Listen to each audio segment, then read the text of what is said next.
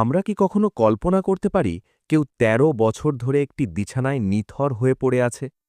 না সে কথা বলতে পারে, না সে নড়তে পারে, না সে তার প্রিয়জনদের চিনতে পারে। এটি কোনো সিনেমার গল্প নয়, এটি গাজিয়াবাদের বাসিন্দা হরিশ রানার জীবনের এক কঠিন বাস্তব। ভারতের সুপ্রিম কোর্ট তাকে এক যন্ত্রণাময় জীবন থেকে মুক্তি দেওয়ার ঐতিহাসিক রায় দিয়েছে। সময়টা ছিল ২০১৩ সাল। হরিশ রানা তখন পাঞ্জাব ইউনিভার্সিটির বিটেক ছাত্র। চোখে ছিল ইঞ্জিনিয়ার হওয়ার স্বপ্ন। কিন্তু রাখি বন্ধনের সেই উৎসবের দিনটি তার জীবনের সব রং কেড়ে নিল। পিজি হোস্টেলের চতুর্থ তলার বারান্দা থেকে পড়ে গিয়ে মারাত্মকভাবে আহত হন তিনি। সেই দুর্ঘটনায় তার মস্তিষ্কে গভীর আঘাত লাগে।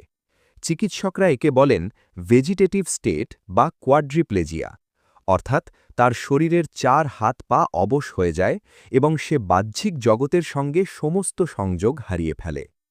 গত ১৩ বছর ধরে হরিশের বাবা অশোক রানা এবং তার মা তাদের ছেলেকে এক মুহূর্তের জন্যেও একা ছাড়েননি। ছেলেকে সুস্থ করতে তারা তাদের দিল্লির বাড়ি পর্যন্ত বিক্রি করে দিয়েছেন। ট্র্যাকিওস্টোমি টিউব দিয়ে শ্বাস নেওয়া এবং পাইপের সাহায্যে খাবার খাওয়ানো, এভাবেই দিন কাটছিল হরিশের। কিন্তু সময়ের সাথে সাথে তার শরীরের অবস্থা আরও খারাপ হতে থাকে। শরীরে দেখা দেয় গভীর বেড সোর বা ক্ষত। ছেলের এই অমানসিক যন্ত্রণা সহ্য করতে না পেরে অবশেষে তার মা-বাবা আদালতের দ্বারস্থ হন। তারা চেয়েছিলেন তাদের ছেলেকে সম্মানের সাথে মরার অধিকার দেওয়া হোক।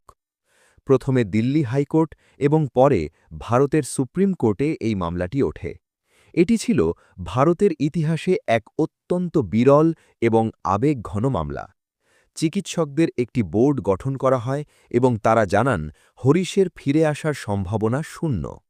অবশেষে ১১ই March ২০২৬ Supreme Court passive euthanasia বা নিষ্ক্রিয় ইচ্ছা মৃত্যুর অনুমতি দেয়।